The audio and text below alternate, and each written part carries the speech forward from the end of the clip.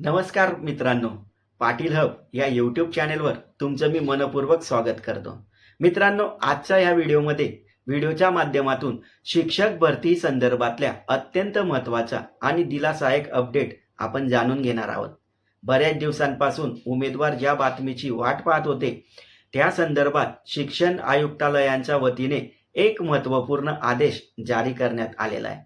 नेमकं या आदेशामध्ये काय सांगितलं आहे किंवा काय सांगण्यात आलं आहे, कोणत्या संस्थांना सूचना देण्यात आल्या आहे, तसेच पवित्र पोर्टल शिक्षक भरती प्रक्रिया कशा पद्धतीने राबवली जाणार आहे याची संपूर्ण माहिती आपण या व्हिडिओमध्ये सविस्तररित्या पाहणार आहोत. परंतु मित्रांनो, त्याआधी पाटील हब हे यूट्यूब चॅनेलवर तुम्ही नवीन असाल तर सबस्क्राईब करायला आणि बाजूला आलेलं जे बेल आयकॉन आहे त्याला नक्की प्रेस करा, जेणेकरून शिक्षक भरती संदर्भातली कोणतीही महत्त्वाची अपडेट मी तुमच्यापर्यंत पोहोचू शकतो किंवा तुमच्याकडून ती मिस होणार नाही. मित्रांनो, शिक्षण आयुक्तालयाकडून जारी करण्यात आलेल्या या पत्रामध्ये नगरपालिका आयुक्त, जिल्हा परिषद मुख्य कार्यकारी अधिकारी तसेच खाजगी अनुदानित, अंशतः अनुदानित आणि विना अनुदानित अध्यक्षांना स्पष्ट सूचना देण्यात आलेल्या आहे की या पत्राचा मुख्य विषय पवित्र पोर्टल मार्फत शिक्षक भरतीसाठी जाहिरातींची प्रक्रिया तातडीने पूर्ण करण्याबाबत. आता अनेक उमेदवार आपल्या जिल्ह्यामधील शिक्षण विभागाचा जिल्हा परिषद किंवा नगरपालिका इतर कार्यालयामध्ये जाऊन रिक्त पदांची माहिती पवित्र पोर्टलवर अपलोड करण्यात यावी अशी मागणी करत होते.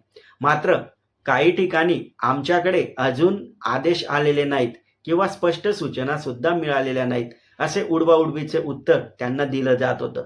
हीच परिस्थिती लक्षात घेऊन शासनाने पुन्हा एकदा एक स्पष्ट निर्देश देत रिमाइंडर स्वरूपात हे पत्र जारी केलेलं आहे. त्यामुळे आता संबंधित कार्यालयाकडे कोणत्याही प्रकारचं कारण उरणार नाहीये. मित्रांनो, परत एकदा मी आठवण करून देतो की या व्हिडिओला एक लाईक नक्की करा, कारण तुमच्या एका लाईकमुळे ही माहिती अधिक उमेदवारांपर्यंत पोहोचवण्यास मदत होते. आता या पत्रातील महत्त्वाचे मुद्दे समजून घेऊया. कारण राज्यातील सर्व स्थानिक स्वराज्य संस्था तसेच खाजगी शैक्षणिक व्यवस्थापनाचा अनुदानित, अंशतः अनुदानित आणि अनुदानास पात्र घोषित केलेल्या प्राथमिक आणि माध्यमिक तसेच उच्च माध्यमिक आणि रात्र शाळेमधील शिक्षकांच्या रिक्त पदावर भरती करताना सर्व उमेदवारांना समान संधी मिळावी आणि गुणवत्ताधारक उमेदवारांची निवड त्या ठिकाणी व्हावी, या उद्देशाने भरती प्रक्रिया राबवली जाणार असल्याचं या पत्रात स्पष्ट करण्यात आलेलं आहे. तसेच शिक्षण सेवक भरती अभियोग्यता चाचणी 2025 या गुणांच्या आधारे ही प्रक्रिया पार पडणार आहे. पात्रतानुसार टेट परीक्षा 27/5/2025 ते 5/6/2025 या कालावधीत घेण्यात आली होती आणि त्याचा निकाल 18/8/2025 रोजी आला होता किंवा जाहीर करण्यात आला होता आणि या परीक्षेसाठी एकूण 2,28,808 उमेदवारांनी नोंदणी केली होती. प्रत्यक्षामध्ये परीक्षा दिलेल्या उमेदवारांची संख्या 2,11,308 इतकी होती. यानंतर पवित्र पोर्टलवर स्वप्रमाणित नोंदणी करणाऱ्या उमेदवारांची संख्या जर आपण पाहिली तर ती 1,70,108 इतकी होती. म्हणजे सध्याच्या घडीला प्रत्यक्ष स्पर्धेमध्ये किती उमेदवार आहेत याचा अंदाज या आकडेवारीमधून आपणाला येतोय.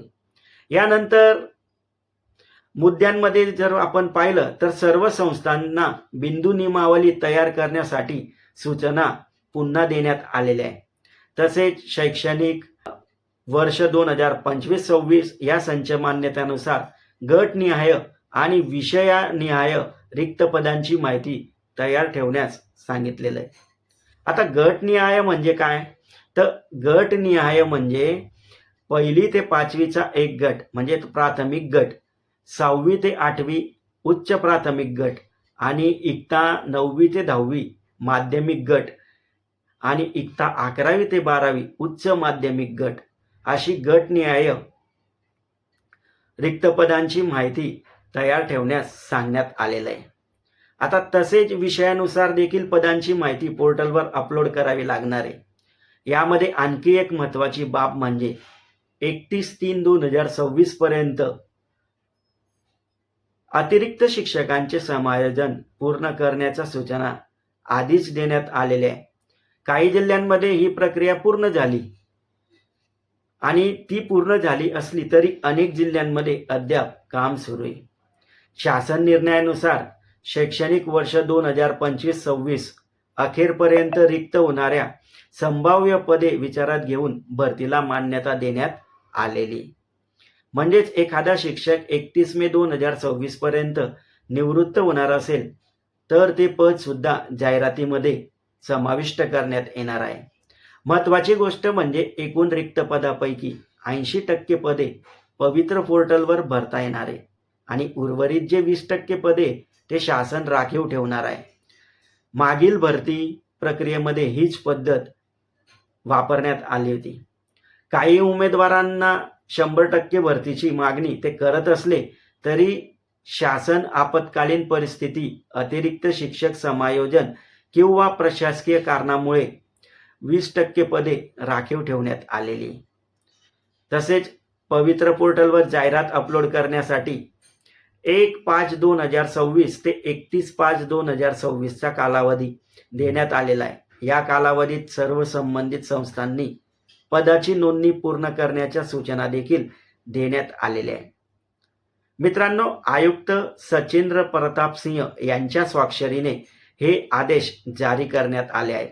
यावरून शासन आणि प्रशासन दोन्ही स्तरावर शिक्षक भरतीबाबत गंभीर प्रयत्न सुरू असल्याचे स्पष्ट दिसत आहे. तुम्ही बाजूच्या स्क्रीनवर ते पत्रही पाहू शकताय. हे पत्र मी शॉर्ट टाकलंय, पण पूर्ण पत्र जर आपल्याला पाहिजे असेल तर ते भेटून जाईल. अलीकडे शालेय शिक्षण राज्यमंत्री भोयर साहेब यांनी घेतलेल्या बैठकीमध्ये शिक्षक भरती प्रक्रिया गतीने पूर्ण करण्याचे निर्देश त्यांना देण्यात आलेले. कारण राज्यभरातून शिक्षकांच्या रिक्त पदाबाबत सातत्याने तक्रारी येत आहेत. दुसरीकडे उमेदवार देखील बराच काळ भरतीची वाट पाहत आहे. सध्याची परिस्थिती पाहता 31 मे 2026 पर्यंत जास्तीत जास्त जाहिराती पोर्टलवर अपलोड होतील आणि त्यानंतर जून महिन्याच्या शेवटी आठवड्यापर्यंत जाहिराती प्रत्यक्ष दिसण्याची शक्यता नाकारता येत नाही. मित्रांनो, तर आजच्या व्हिडिओमध्ये इतकीच माहिती ही आपणासमोर मी मांडण्याचा प्रयत्न केला. पुढील अपडेटसाठी चॅनेल सोबत जोडलेले राहा. पुन्हा भेटूया व्हिडिओमध्ये. तोपर्यंत जय हिंद, जय महाराष्ट्र.